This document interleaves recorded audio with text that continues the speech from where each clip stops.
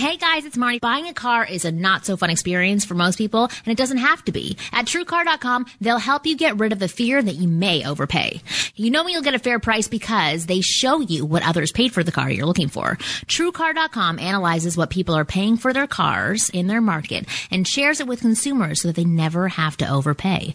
Over 40,000 cars were sold by TrueCar certified dealers just last month. Users see an average savings of $3,046 off MSRP. TrueCar certified dealers go through a certification process, and you work directly with a TrueCar representative that will honor your savings. TrueCar certified dealers believe that truth and transparency are essentials to a better buying experience. First, go to TrueCar.com and find out what others pay for the same vehicle in your market and around the country. Second, register at TrueCar.com to see upfront pricing information and lock in your savings certificate. And the third step is simple. Just print out your certificate and take it to the TrueCar certified dealer for a better hassle-free buying experience. TrueCar has the most comprehensive new car pricing information available and a certified network of dealers that offers a hassle-free car buying experience and negotiation-free guaranteed savings. Support the Ask Women podcast and shop at TrueCar.com. PodcastOne.com presents the Ask Women podcast.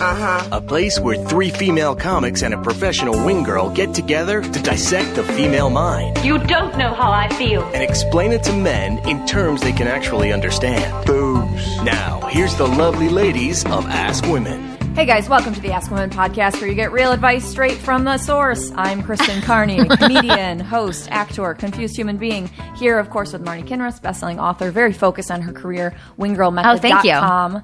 Go visit it. I love how enthusiastic you sound. I'm trying so hard. You are trying, but that's going to disappoint people, so maybe don't try too hard. You know what's hard about starting the show? We tape the show at 1 o'clock, which should be late for me.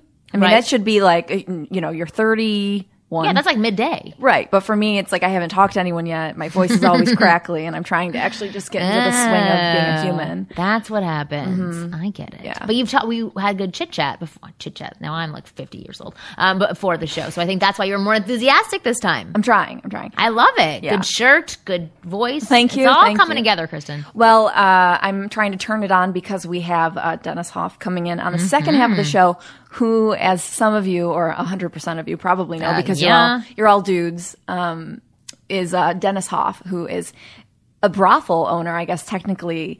That is so Not vintagey. technically, he is. No, he is a brothel, and it's so vintagey. It's so antique-y sounding. But he runs the Bunny Ranch, which then when you say Bunny Ranch doesn't sound so antique-y and charming. It just sounds like kind of hoe baggy. But I'm excited to talk to him because I've got some beef to pick with him, as well as Marni's got some legitimate questions to talk to him about. Yeah, I want to know what beef you have with him. Yeah, running a brothel. I don't know. I guess you got things. You got things to say. If you don't have the little beef with him, it's a little... I don't know. I think he's right on point with his career choices, to be honest. We don't have a voice of man today because either we messed up and gave the wrong time, or he messed up and didn't listen. I don't know. Anyway, he messed up. He's an unreliable man. Men are always disappointing us. Just joking. But we have Ray, who is with us. Hello, Ray.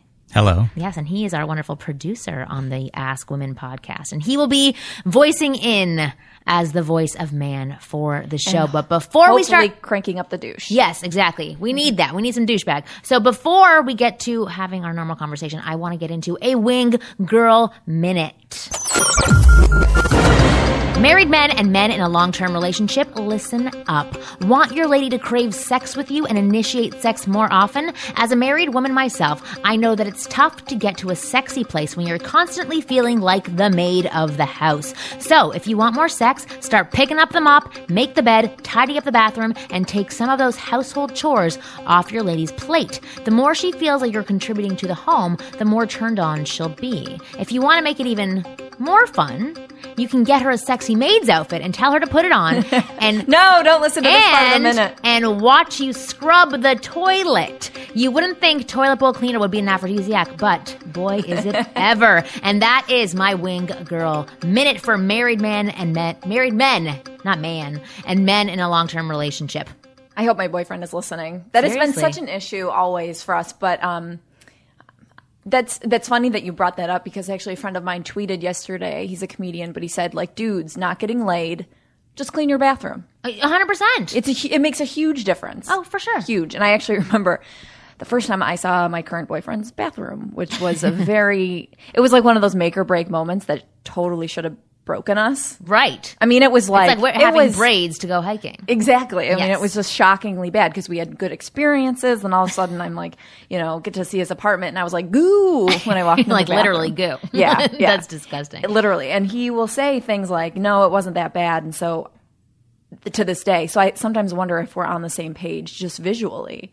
I'm like, there's no way that you could consider that not horrifying. It was like a crust on the sink. He was just used to it. That's disgusting. Yeah. Even if there's like just only the crust on the sink and nothing else, that to me is disgusting. I'm like, how do you not see that and want to make it gone? Yeah, but you know what it doesn't make sense. I know, but you know what I judged actually more than that was that he had lived with his previous girlfriend actually in that apartment, which I've never really talked about. She's still allowed that. Is she allowed well, that? I don't know. She must have been gone long enough. Right. But the decor in the bathroom was so bad that again, it should have been a break moment. Like if you went out with someone with this taste, obviously before you don't get me, right? But then we had the Seinfeld in common. I know you put a lot on Seinfeld. I do. Dirty bathrooms can overcome with just a little love of Seinfeld. Oh, it does, exactly. Yeah. I wanted to talk today about something a little bit sad. And I know that when people listen to this, it won't be very timely because we secretly, not so secretly now, we pre-record a lot of episodes so that we can go on vacation. That's the real reason for it. Lazy. Yeah, exactly, and be lazy. But Robin Williams died Yeah. yesterday. Or actually, it was found that he committed suicide. Yeah. And that was a huge shock for me. My husband came in and said, I just got a CNN report that Robin Williams is dead. And that just seems like nothing. I would never think I would hear a statement like that, and I was very shocked and surprised by it. Right. But today, there's being a lot more revealed, and I know that you suffer from depression, and so it's not something that I completely understand. But a lot of people I work with suffer from depression as well. But I really wanted to get your take on this situation. Number one, you're a comedian. You also suffer from depression. I wanted to hear what you had to say about it. Yeah. Well, it was actually interesting because I had gotten a text from someone who said, and this was before we knew that he had passed away and committed suicide, and a friend of mine who's having a hard time said, hey, I just want to get your take on antidepressants. Oh. And so I said, okay, sure, I'll call you back. Or I'll call you as soon as I get home. I had to charge my phone, whatever. So I get home, and of course, whenever I talk on the phone to anybody, I have to log out of the computer because I don't have enough I can't focus attention on the phone.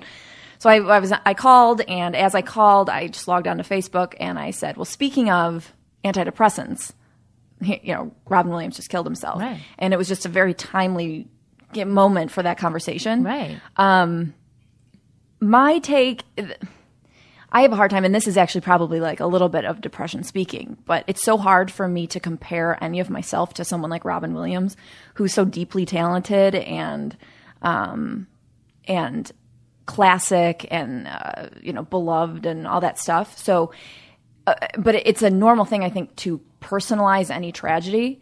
And ever since I was little, I've actually not little, but when I was younger and I saw Mrs. Doubtfire, I remember saying he looks sad in his eyes. Like the scene where he has to go to court and plead for his children, he truly didn't look like he was like acting in his eyes. He looked like he was just genuinely sad, like inside as a person. I remember thinking that and thinking he looks like he has things underneath that he probably hides. Wow. So that didn't come as a huge shock, knowing like his background with.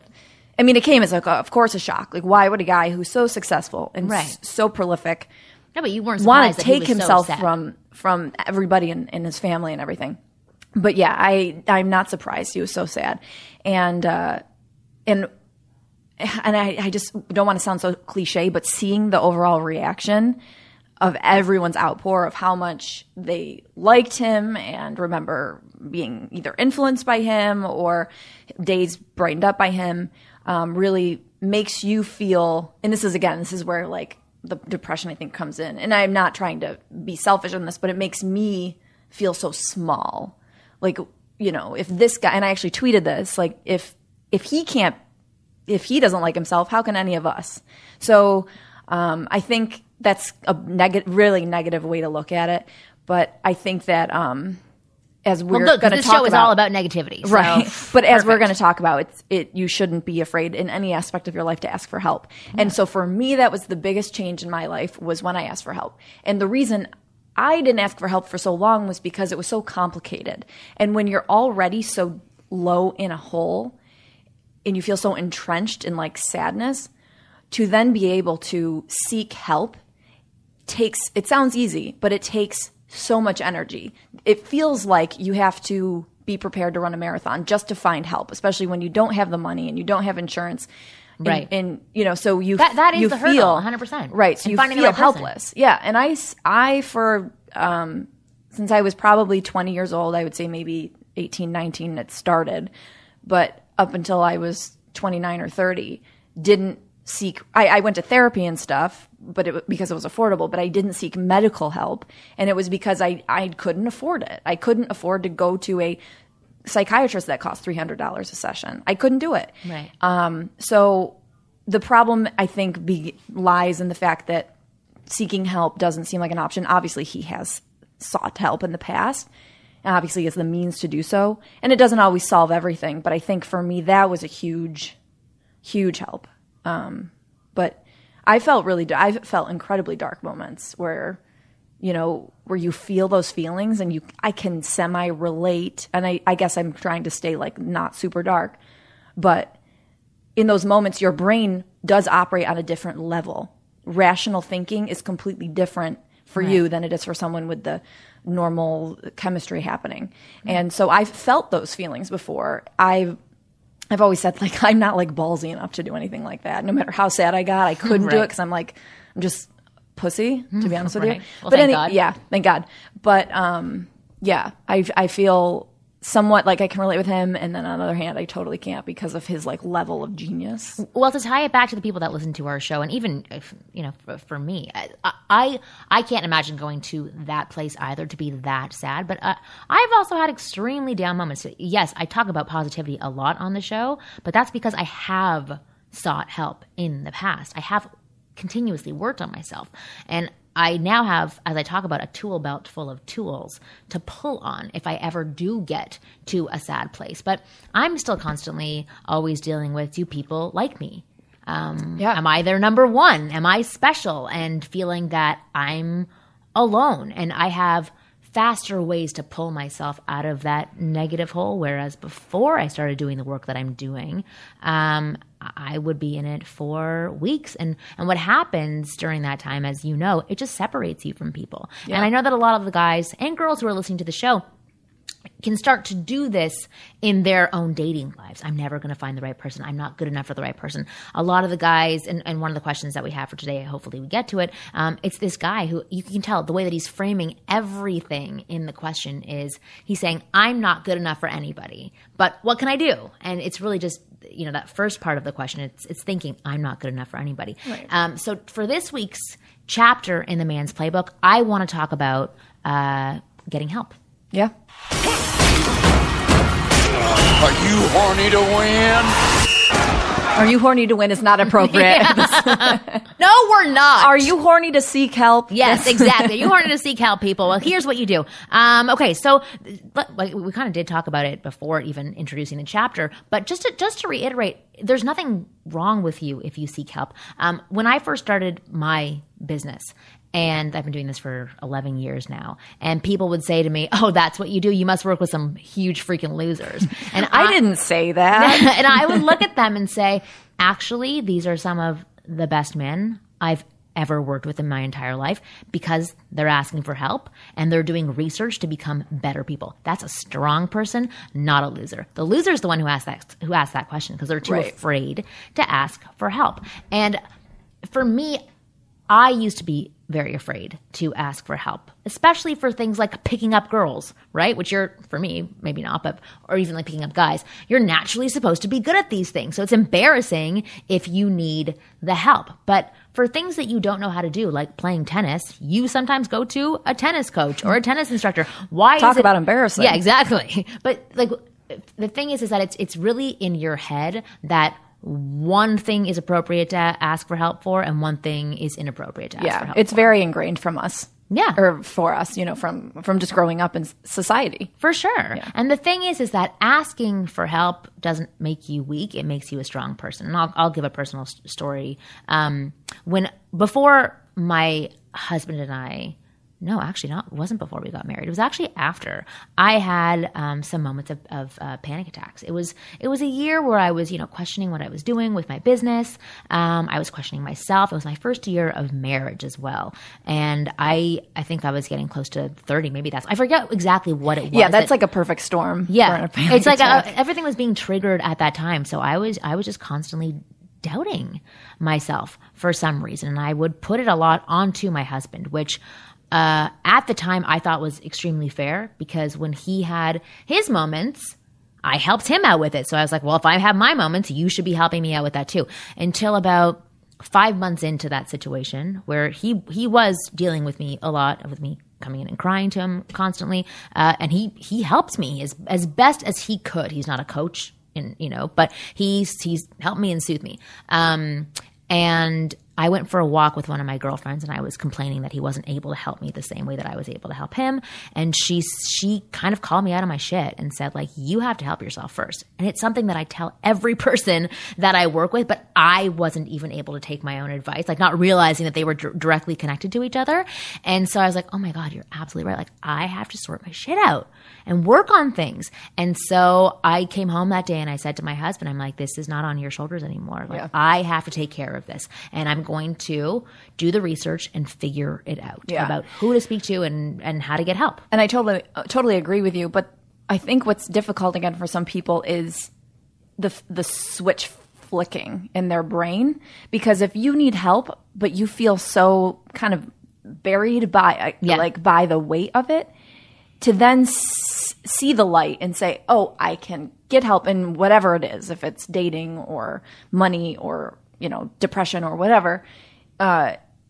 It's like no one will do that until they have inside decided to do that. Absolutely. And I think that's hard because you can't really predict when you're going to switch in your brain. Right. Do you know what I mean? Absolutely. Yeah. Like, that day happened for me because my friend said it's your responsibility. Had my husband maybe said that to me earlier, I don't know if I would have listened to him. Yeah. So, but I wanted to give advice on like where to start looking. So we're really lucky nowadays because we have search engines, and the best place to actually imagine being depressed in the 80s. Oh God, you're like places, right? Exactly. Like go through the phone book and be like, therapist. Like it's difficult. But going online, which can also hurt you, I think, if you want to look for that negative information. Right. But it can also really help you and motivate you. So here's an assignment that I'm going to give to the people that are listening.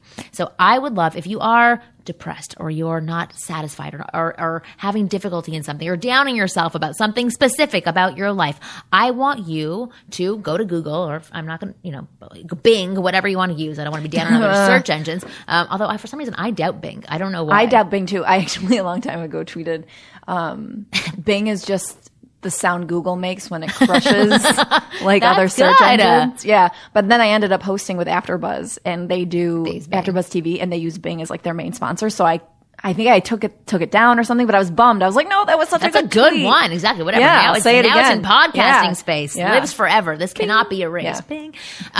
But yeah, go onto one of the search engines and just search for one article a day that has like something positive attached to it. Read the article. And then write something about it afterwards. Write how you think about it, how you feel about it. And then if it's something that actually offers advice and guidance on what to do, make sure to implement whatever it's said to do for that week. Yeah. And that can change things and be your first step to actually getting help. And I think being using self-discipline to not allow yourself to wallow. Yeah. Wallowing for me is like wrapping myself in the coziest blanket. Oh, it's so easy. Oh, I'm a failure. It's amazing. Hate me. Yeah, it's so easy. And so it's empowering when you realize, oh, I don't have to wallow and I can actually change because I'm in control. When you realize that you have control to an extent, it's an amazing feeling. Oh, yeah. So I just want to pay Kristen a compliment. So we did thank you. An interview yesterday on, I'm going to screw up his last name, James. What's his last name? It's Jewish. Just for me, this is a Yiddish word, but like Altakacker means like an old man. Like you're an Altakacker. Sounds like a cocksucker. Right? But that actually is what I see when I look at his last name. It's so not that last name, but it's Altucher. Yeah, I was reading it as James something or other. Yeah, like I didn't even try to pronounce it. Exactly. Yeah, and he has a very popular show. You would think he wouldn't with a name like that. Right. But his show is very popular. We were on his show yesterday. And I was very impressed with Kristen. She was talking extremely confidently. Super sexy, I will tell you this. I was very turned on. Well, it's interesting. By what the she whole was time, saying. because Marni and I was a phone interview, so we weren't in the same room. But the whole time, I probably had a booger in my nose to just negate anything that was smooth about it. Like, I would look horrible right now, but I have confident words coming out of my mouth. But I was very, very impressed. Really? With you. So you've obviously been doing the steps to. Well, I've been listening to Marni. Oh, stop! I really have. Oh, keep. Whenever going. someone in my life that I like, my family or friends or something, I'm just like, oh yes, you just enacting like your advice is my actual advice. Oh, I love that. That's a perfect place to end this chapter in the Man's Playbook. All right, so who do we have coming up again? Dennis Hoff. Yeah, Dennis Hoff. And the reason his last name actually doesn't end with min, like man, is because he runs a bunny ranch, so he's not a true man. He's ching. Bing. Yeah. Yeah. That's the sound that bad jokes make. Okay. All right, well, we have Dennis Hoff coming up in the second half of our show, so please stay tuned. And I think he's wearing a bowling shirt, which is so appropriate. What? I love it. It's like one of those, or not bowling. It's like one of those old. Mr. Cliche, I like it. Car. He knows who he is. It's very Nevada Route 66. It's very Route 66. I love it. All right, well, we have him coming Route up on our 69. show, so stay tuned. And now, Katy Perry. Imagine going on stage without any guitars, or keyboards, drums, or a microphone, and being expected to roar. Tough, right? It's the same with our teachers who are using their own money so students can learn. DonorsChoose.org is a charity that helps teachers get what they need for students to succeed. That's why Staples is donating $1 million to the cause. Join Katy Perry and donate at staples.com/MakeRoarHappen. Hey, I'm Jake. And I'm Amir. And we're from that appropriately named web series, Jake and Amir. We're also the voices of If I Were You, the only advice podcast on the internet, hosted by us. That's right. Every week we offer our personal insight to real problems submitted to us by real people, and sometimes even our comedy friends join, like Ben Schwartz, Thomas Middleditch, and Allison Williams. The important thing is the advice is often pretty bad, but hopefully always funny. So go to podcast1.com and hit that download button to hear our terrible but hopefully funny advice. Thanks, guys. You're listening to the Ask Women podcast, a Podcast One presentation. Whatever. Hey guys, welcome back to the Ask Women podcast. We're here with Dennis Hoff from the Bunny Ranch and his lovely, you said something about introducing her. We sleep together. Ava Adora. Okay, there you go. I'm also a working girl down at the Bunny Ranch. Oh, okay. So, yeah. And, perfect. And she's just sweet as can be. And you can see her at bunnyranch.com. She just shot for Penthouse. She's going to be in Penthouse coming up soon. Congratulations. Thank you. I'm excited. That's awesome. She had a lot of fame. And, when she first came to work to the Bunny Ranch, I started dating her. And I took her to an A-list Oscars party. And Bill Clinton, every A-lister was there. And Bill Clinton rolled through with his Secret Service team. Where was this? Here in Beverly Hills. Okay. And Sony Studios, actually. And it was like no pictures. But you took a picture. And Ava said, her and Barbie girl said, Mr. President, what'd you say? This isn't a good follow-up from the whole Monica Lewinsky thing for him. Yeah. Well, we were like, Mr. President, we're Ava Adora and Barbie Girl from the Bunny Ranch. Can we have a picture? He's like, oh, I know you very well. Kind of, actually. He was surrounded by the Secret Service, and he turned around, kind of parted them, and we were the only two who were That able to does come not through and get a surprise me at all. Now, there was one picture taken. One picture, right? And I'll tell you, I got to give Bill credit because he did say hello to Ron too. He did. He said, "Hi, Ron. How are you?" Oh, wow. And it was very nice of him. But there was no picture. Ron was miserable. But so there was one picture taken. Okay, and guess what? 4 days later, National Enquirer cover. Oh my God! Oh, that is so funny. How'd they get that? And boy, they get everything. Yeah, they get it all. And so there was one picture taken, and here's Bill Clinton and Ava Adora and Barbie Girl on the cover of their. Hillary I going see on the berserk. cover it says with hookers. How do you feel about the term "caught with hookers"? Well, hookers. I mean, within the organization, like you if get you it, will, like right? We call each other hookers out of endearment, you know. Right. But it's really? Right. Like, it's like the N-word for black people. Exactly. It's actually kind of the closest way I like to describe it. Yeah. But I mean, if somebody else who didn't understand the job, understand the lifestyle, were to just call me a hooker, it's of course, offensive. It's I'm a working girl. Let's be politically correct. Call me a working girl. That's what she would say. Exactly. A guy in the ranch is never going to use hooker. We say, hey, excuse me, she's a working girl. You're not a trick. You're not a John. You're a client. You're a customer. She's not a hooker or a whore. She's a working girl. See, I'm like, I want to tell you guys something. I am as naive when it comes to sex as I've slept with one person. I'm 31. Wow. So I'm in like the polar opposite group of you guys, I guess I could say here. Well, but you might want to hang out with us tonight. Seriously. But look at this menu. These are things you should be doing. When I hear working girl, I'm like, oh, she has a job on Wall Street. Like that's just like So yeah. If you have a boss, you're a prostitute. It's that's a true. Thing. Right. You're selling your services. Wait, hold on. I'm curious. We're fighting over talking to you. How you got interested in like selling vagine? Like how did that happen? Virginity? No, vagine, like a vagina. Well, I didn't invent No, prostitution. but how did you get into wanting to do it? Well, the Bunny Ranch has been there 60 years. I call it a 60-year-old social experiment that works real well. It's in northern Nevada between Reno and Lake Tahoe. So I met a girl in Reno. I moved to Reno when I left Arizona when I was a kid and bought a gas station, had a bunch of them. And I started dating a girl. Now, that girl finally told me after a few months she was a working girl at the Bunny Ranch, the Moonlight Ranch. I changed it to Bunny Ranch. And so I went out there. And I thought, well, this is kind of, once you get past the sex, it's just like any other job. And it seems all right. It's legal. The state of Nevada made it legal everywhere in Nevada except for Las Vegas and Reno. Right. And so it's okay. So then I met Andy Kaufman out there, the famed comedian, Man in the Moon, the movie. And so Andy and I were hanging around there partying all the time. And in about 78, Andy said one night, he says, let's buy this place and treat everybody like you and I are treated. Me because I was a boyfriend, right. Him because he was a celebrity. Yeah. Okay. And so I thought, wow. So we started getting our ideas together. I tried to buy it, couldn't do it. 84, he dies.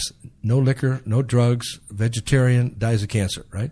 And so I kept typical. I kept up the battle, and in 92 bought it and just implemented all the things that Andy and I and Bob Zamuda, right. The founder of Comic Relief, who Robin Williams worked for on Comic Relief. And I just put in all those things, and it's become the most famous place in the world. I had no idea there was like such a Hollywood history behind it. No, neither did I. Even the stories you were telling us before we started recording, like just. Well, everybody goes there. I mean, we were talking today earlier, and we were on the Heidi and Frank's show, right? And we were talking off air. And we were talking about an A-list female celebrity that's smoking hot, okay? And nobody knows she likes girls. And so we'll fly somebody to L.A., rent a van, go over here, a Starbucks in Beverly Hills. She walks out the door, picks her up. They drive 7.5 hours to the Bunny Ranch. Really? So she can party for a couple days, and then they bring her back. Yeah. Really? Well, I think it's a common misconception, I feel like that's Demi Moore. That's my guess. A little younger. Okay, interesting. I think it's a common misconception, too, that prostitution in general is about this whole, like, walk in, get your business done, and walk out. It's shameful. It's quick. Like it's a whole you just get it out. Exactly. It's an adventure for us, and it's not so much about sex. You can only have sex, you can't have sex for 3 hours. You can't have sex for a full day. So the majority of our job is actually about emotionally connecting with people and making them feel comfortable and giving them that intimacy that they may not have in their everyday, day-to-day life. It's interesting. We had on our show, actually a while back, Mike and Holly. Have you ever heard of their show? It's on the Playboy Network. Anyway, they're called Swing Time or Swingers. They talk about the swinging lifestyle. That's what their whole show is about. But off air and on air with us, they were talking about the world that they're involved in, and really what it is just people who are really open sexually, and they are open to experiences, which we get a lot of swingers come to the ranch. Yeah. Here's the problem with a swinger: you get two couples, and you can never work it out. It's like if the wife likes this guy, the woman doesn't like the girl. It's always a hassle. There's a huge potential for jealousy and infidelity. So it's real simple to come to the Bunny Ranch, those swingers, and find a girl to party with. Okay, and the truth is, most men don't want another man in the party anyway. I mean, Right. I would much rather party with all three of you girls than I would have one of your boyfriend there. I'm like, are you kidding me? Like, who needs him? I wanna You're be, into this guy. I want to be the only penis in the party. Right. Okay, and so it's a lot of swingers come there because they don't have all that complicated dynamics of trying to get she likes this one and he doesn't like this one and all that. Right. And Well, it's interesting what you were saying before. It's about providing people with an emotional experience that they may not be getting anywhere else. Because in the first half of the show, this is completely, I thought it would be completely opposite to, what you guys would bring to the table. But it kind of goes hand in hand because we talked about Robin Williams, who, we just found out he's committed suicide and depression. But we talked about it's okay to ask for help. And it's okay to ask to get laid. Yeah, exactly. That's our transition. Is that so there's a lot of guys listening to this show, a lot of women too. But do you find that there are some guys who do come there, number one, for the emotional experience, but also number two, to learn more about their own sexuality? Oh, yes. All the time. And I mean, a lot of, besides just, the virgins or, people who maybe haven't had sex in 20 years, 15 years who come in, we also, work with people who are in, seemingly happy marriages. And I mean, I was just talking to somebody a week or two ago about how to, do better oral techniques on his wife, so he could go back and, let's hear this please then. her. What is a better way to do a better oral technique? Well, I think, our biggest theme of the day for sex advice is to just slow down for men. Yeah, we've got that, yeah. Right. It can't be too much lube and slow down. Yep, those are our two words. What we're talking about, in fact, we did a show earlier today, and this gentleman had learned oral sex on Cat House on our TV show. Really? Many years ago, and it worked real well for him, and now he's wanting to ramp it up a little bit. But the bottom line is that it's a silly joke, okay, and but what's a woman and a frying pan have in common? You get them both real hot before you put the meat in them, okay? And but it's true. There's truth to it. It's like I would never spray me with insert Pam. my penis in Ava without her coming 6, 8, 10 times. Every time. Every time. And that's when Are you ever faking? No. There's no need I was going to to ask, how is he in bed? It's amazing. Really? I would think so. nobody Lots of better. practice. Exactly. Well, it's practice, plus I care. I think it's important for me to see a woman be satisfied and be happy. And also, they're never busy when you call them. Right. If you're taking care of them. Right. Okay. And, but we do things on a Sunday, we'll take a day off, and the record was 37 orgasms on a Sunday. And we started keeping score. He has a whiteboard above his bed, and so each time, it's just a... Wait, it's a 37 for you? Yeah, just for me. Well, I guess I only had a couple. Yeah, 39, 40. Yeah, together. I only had a Who couple. knows, but guys don't want to take the time. And I think, I hear... I'm glad that was on a Sunday. Yes, that's right. It was back and forth from the pool to the barbecue to the church, breakfast place. Yeah, we forgot the church that day. So I hear from guys every day at the ranch. My wife is cold. She doesn't put out. Yeah. How terrible their sex life is. Just talked about my boyfriend. And every time I hear this from a guy, you know what I think goes through my mind? You're not getting her off. Yeah, you're not 100%. satisfying her. Because if you're satisfying her, you're going to have a good time, and she's going to be available, and she's not going to be cold, and she's going to want to have sex. Because it's a natural thing for that interaction for people that care about each other. 100%. And so guys just got to slow down and have fun and use the toys, the tongue, the fingers, use everything. And stop prematurely ejaculating. If it's getting that good, get out and move. Calm down. Move Go to the tongue or the fingers or the killer toys, and then insert again. Yeah. And it's a simple concept, but everybody wants to make it so difficult. I think so too. Well, actually, at the very front end of the show, I have this thing called a Wing Girl Minute, and I was talking to married men and men who were in long-term relationships and saying if they wanted to get their ladies to be into sex more and initiating sex more, they have to pick up a mop, do some dishes, clean the bathroom. Really, let's not carry this too far. No, but I'm saying that, if the women didn't feel so much like a maid, they may go into the sexier place. I think it's the idea of feeling appreciated. Absolutely. Right? That's what and it really helped comes out. down to. Exactly. And helped out. But I love what you were saying. If they took the time to actually see the woman for what she is and just ravage her for that, that would be the hugest turn on for a woman to be desired and wanted. It's a simple thing that we do, and I think maybe your audience would be interested in this. Have sex before you go to dinner. Oh, for sure. But you know what? Okay, I did see there was some show that I was watching. You don't feel bloated. You don't have any gas. No, but okay, it's so like the best time. Okay, in the show that I saw, there was this one guy who went to go see like a Buddhist, and he was all Zen and giving advice about being Zen and blah blah. And he's like, you know what? You try having 3 kids, a job that you have to work 8 hours a day, like a list of things that this Buddha doesn't have to do all day, and see if you are that Zen and can do it as well as you're doing it right now. But so for me, I'm thinking like this is what your job is to be in this space, to enjoy pleasure, have pleasure, practice sex. So is it the same for other people who have completely different lifestyles than you to be able to get to this place to enjoy sex so much? Well, let's both talk about this. But my opinion is that they don't take time. They don't set up their house properly. They don't have private time together. I mean, when you go into the Bunny Ranch, you go into Ava's room, you're captivated. The music's perfect. It smells right. The sheets are right. Everything is just beautiful and perfect. And it's because it's not like guys going to his house. They want to do it in the same place, the same way, the same position, the same time. With the Simpsons on in the background. And it's like Sports Center. Right. 2 minutes of penetration. He ejaculates. He goes to sleep. She rolls over, masturbates, and thinks about my TV show.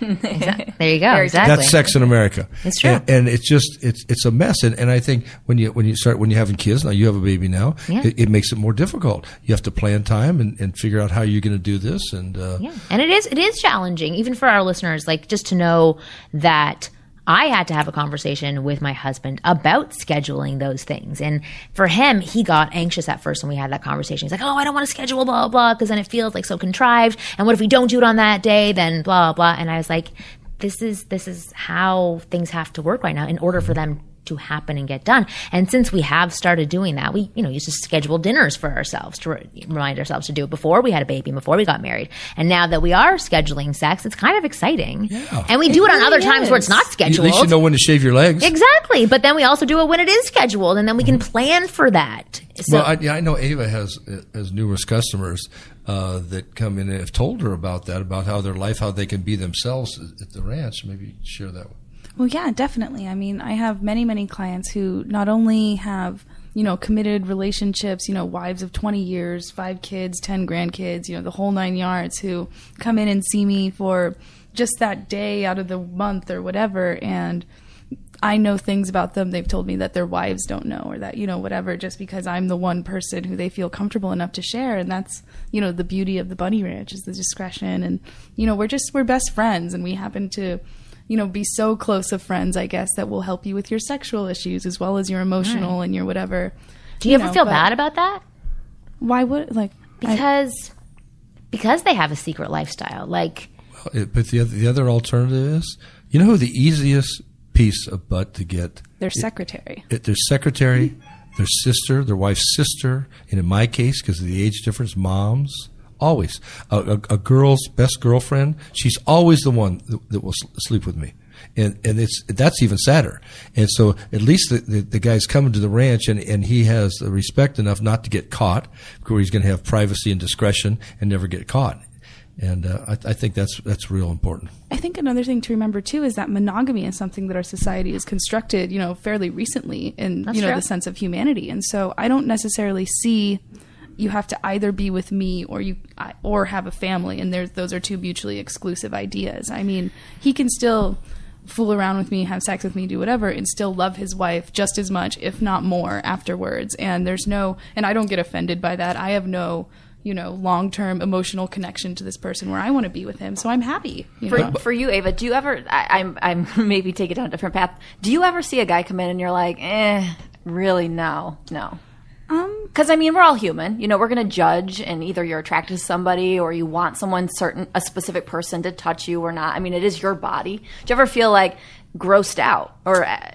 No. I feel grossed by out just by you're like, I don't like people. You. You're not a nice person. Well, a couple things about that. Then I want her to answer that because I want to hear the answer. First thing I did when I bought the Bunny Ranch in '92 is I changed prostitution, and I said, girls, don't ever party with anybody you don't want to. just be nice to them and say, let me introduce you to Kelly. Right. Okay. Go on the other. No matter what the reason. Pawn you off. He like keeps getting introduced and then gets shoved out the door. Yeah. Where the old school and typically worldwide, if the guy has the money, you have sex with him. Right. The other second thing is don't ever do anything you don't want to. Everybody has a limit. That's great. And don't cross that limit. And all you got to do is say, I really don't do that, but let me introduce you to Kelly. Kelly sounds awesome. Yeah, I want to hang out with Kelly. Kelly's a freak. Yeah, she's a tramp, and she does it all. And so, and the last thing is, I'm not setting prices. I think it's disgusting and degrading for somebody, an owner like me, to say you're worth this, you're worth this. So, I never thought about that. You can negotiate your own prices. It's like a steak versus a chicken. Like when you go out to eat, the steak's more expensive. Exactly. Right. And so I said, you negotiate your own prices. And they said, but we got to have a minimum. No, there's no minimum. It's what you want to do something for. So what is it? It makes for a willing buyer, a willing seller, and a repeat client. And empowerment on both and sides. It brings in girls. Look at her. I mean, this is not the image you have of a prostitute. This is a Boston University graduate with a couple degrees.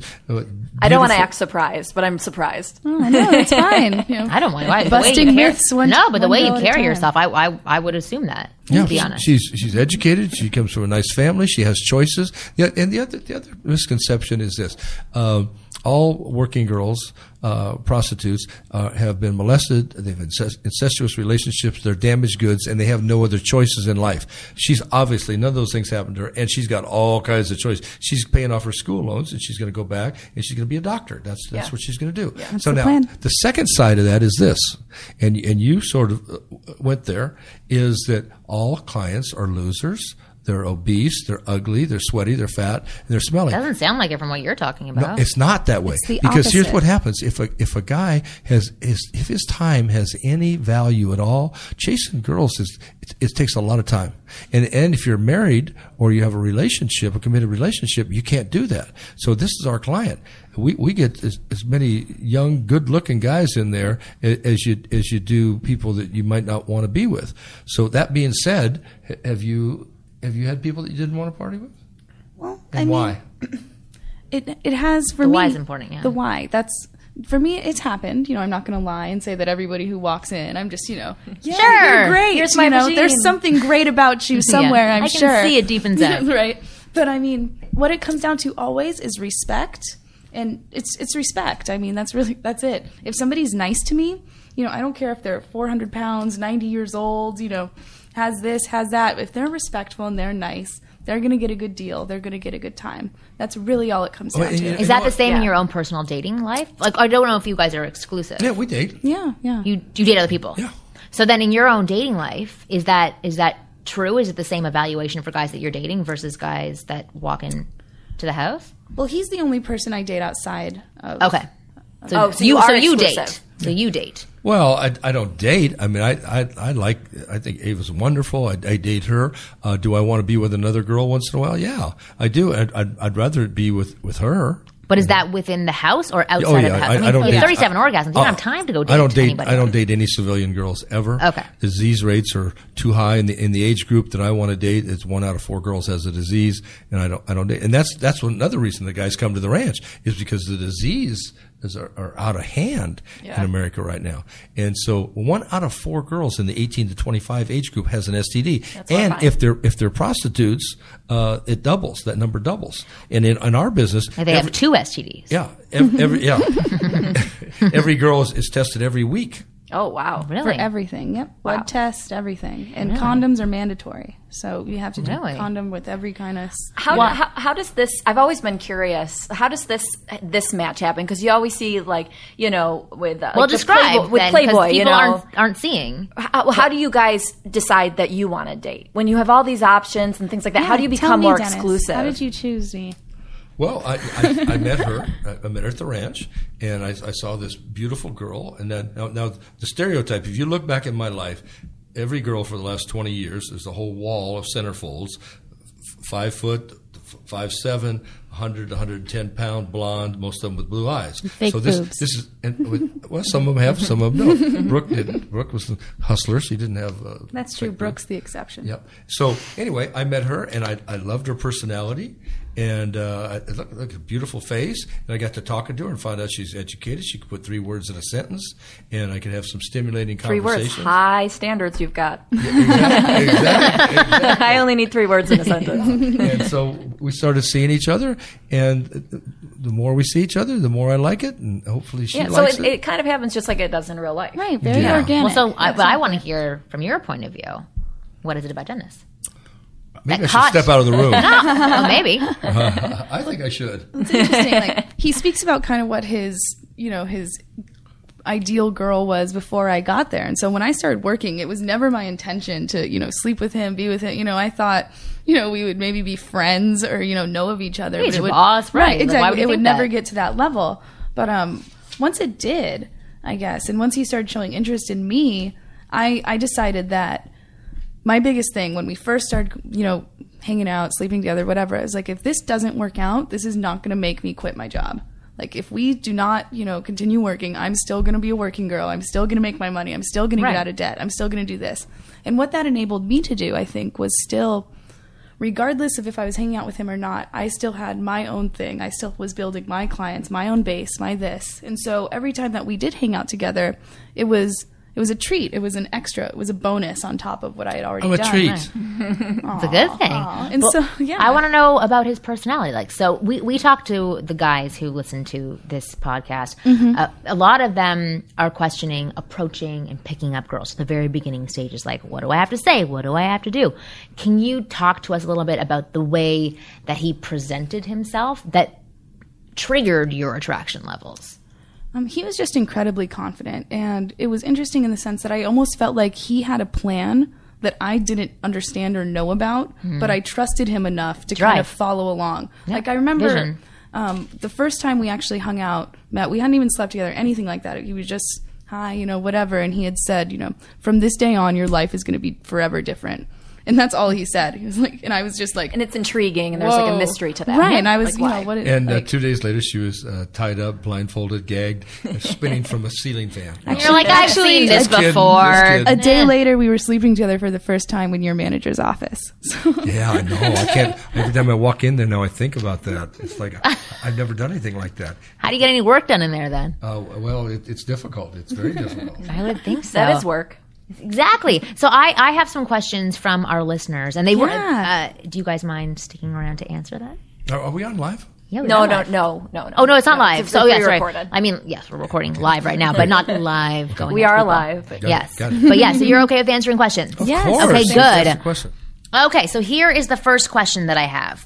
Hey there, girls and guy, or guy and girl who have come in as a guest. I'm sure you get flooded with questions every day, so I doubt mine will get through, but I thought I'd try my luck anyway. My name is Dean. I'm 26 from Melbourne, Australia.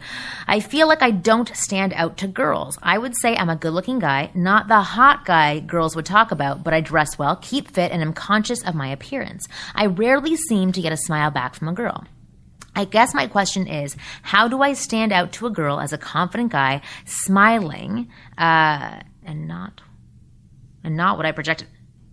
Oh, as a confident guy smiling and not what I project at the moment. So basically he's saying his insides, instead of projecting his lack of confidence, how do I project confidence? If my question gets on, I would be stoked. Love the podcast. Thanks heaps for your time anyway.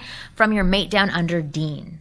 Well, I think the first issue is that all he wants to do is smile at somebody and expect them to spread their legs and be in love with him and go on a date. I mean, if I'm just walking down the street and somebody smiles at me, regardless of if I smile back or not, that's not memorable. I'm not going to remember him in 5, 10, 30 seconds. Also, you don't know his intentions. Exactly. Is he smiling because he just tripped and is trying to make up for looking weird, or does he like me, or, Right. What I see is because of computers and because of gaming, there's a lack of social skills. Right. And I think that people need to work on those. And I think you need to be able to walk up to somebody and look them in the eyes and, hi, how are you? If the smile is meant to really be, hi, I want to meet you. What's your name? Then say it. And I see it, guys coming to the ranch. And a lot of virgins that are in their 30s and 40s, and they've been very successful at what they do, but they're locked in. They're locked into these lives with computers and games, and they don't know how to put 3 words in a sentence when it comes to meeting a girl. Again, love standards for the guy. I love it. 3 words. Yeah, exactly. But it's true. They just can't do it. Now, I see them come to the ranch, these guys, and lose their virginity and hang around in a social environment where they're not going to be judged and where everybody's just having fun. And all of a sudden they come out of that shell. Yeah. And then they realize, I can talk to people. Yeah. And they get that confidence level. I have two things to say. So one thing I want to ask to add on to what you just said, how do people get that real life experience, not real, or like when they go back to their real lives, separate from, being at the Bunny Ranch, of putting themselves into situations where they have a room full of open and understanding people? Like, how do people find that at home for themselves? I think it's the idea that once you jump into, the ice cold water the first time, you know what it's like, and you're more likely to do it the second time. Yeah. And so you realize you survived and it's okay. Exactly. Yeah. And so since the Bunny Ranch is kind of this, it's very difficult to fail there. You know, like you will get laid if you want to. It's like bowling with the blockers. Right. Exactly. Right? And so once you maybe have been there, or you've, hung out with me a few times, you're my regular, we go on dates, we do this, it's not the idea that you'll be able to, go up to any girl and just be like, hey, but you may be able more likely to go up to a girl who you would never have spoken to before and be like, hi, what's your name? You will have more confidence to do that because you have more positive experience. But you also know, like, I'm not going to die if this doesn't work out.